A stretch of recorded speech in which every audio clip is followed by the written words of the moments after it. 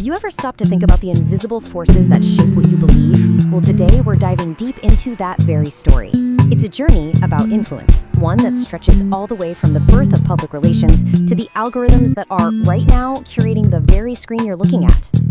All right, so here's our game plan. We're going to start at the very beginning, with the birth of public relations. Then we'll see how those early ideas got supercharged into tools for mass persuasion. From there, we'll leap into the modern digital battlefield, expose a really sneaky practice called astroturfing, and then wrap things up with the one thing we all seem to be searching for these days: authenticity.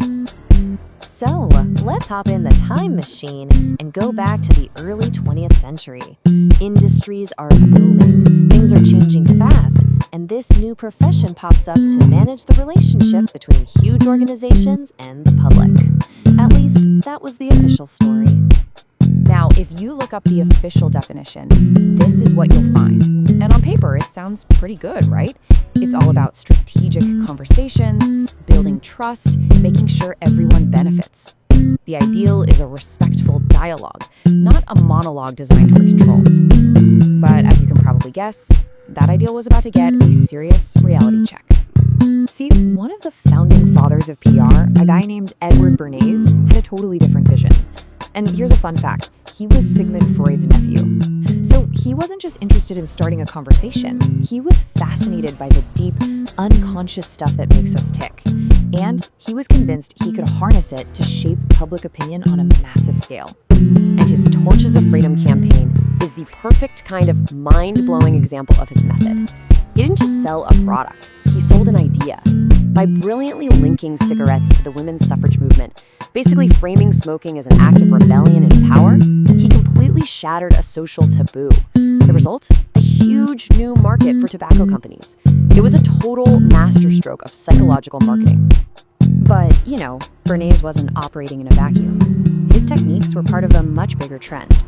All through the 20th century, the tools for shaping our minds were being sharpened and perfected, everywhere from the battlefield to the shopping aisle.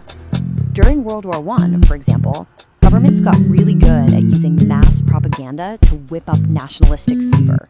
Then, in peacetime, advertising giants like David Ogilvy turned persuasion into a science. They started pulling in psychological models to figure out, and let's be honest, shape what we buy and why we buy it. One of the biggest ideas they grabbed from psychology was the Pavlovian model. Think about it. Why does hearing a certain jingle instantly make you crave a soda? Or why does seeing a specific logo give you a warm, fuzzy feeling of trust? It's all about repetition, repetition, repetition. Advertisers hammer that connection into our brains until we're conditioned to have a specific response to their brand. And then there's the even more direct, kind of brutally simple black box model. This approach basically says, look, the consumer's mind is a total mystery, a black box. We don't need to know why it works. All you need to do is control the inputs, the price, the promotion, the placement, and measure the output. The job is just to keep tweaking those inputs until you get the one thing you want, a sale. Okay, so let's hit the fast forward button to today. Because if the 20th century built the tools of influence, the 21st century strapped a giant rocket to them in the form of the internet and AI. Social media just completely shattered the old playbook. All of a sudden, communication wasn't a one-way street anymore. It was this chaotic, global, real-time conversation. Now, this gave brands an incredible, direct line to their audience, but it also came with huge risks, because one little slip-up could go viral in a matter of minutes. And the engine driving this whole new reality? It's artificial intelligence. Every single time you open Netflix or scroll through Facebook or search for something on Google, these incredibly powerful algorithms are curating what you see. And they're not neutral. They're designed with one single goal: to figure out what grabs your attention and then feed you more and more of it to keep you hooked. This incredible power to amplify messages also created a brand new problem. It's never been easier to fake a crowd, and the scale of this deception is absolutely staggering, especially when it comes to something we all rely on: online reviews. Just let that sink in for a second.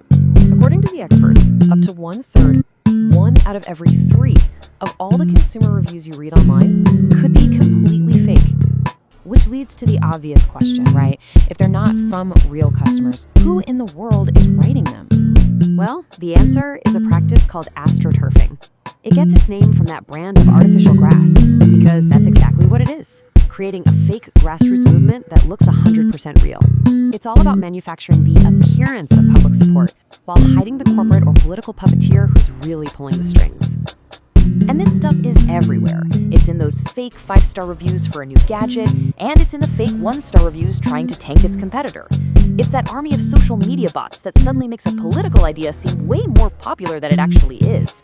And it's those corporate front groups that are disguised to look like regular citizen movements, all to push a specific agenda.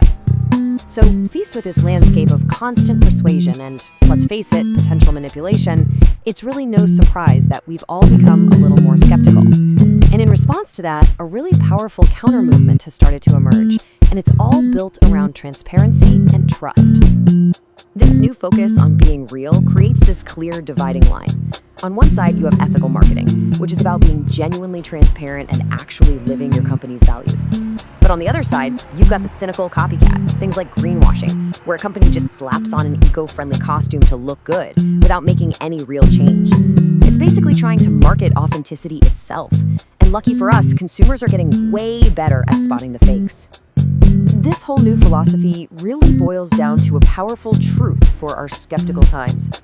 When nobody trusts traditional ads anymore, your most valuable marketing asset isn't a clever slogan. It's a genuinely happy customer. They become your most credible and powerful advocate. And Patagonia's famous "Don't Buy This Jacket" campaign is the perfect case study. Think about it. On Black Friday, the absolute peak of consumer chaos, they ran an ad telling people not to buy their stuff.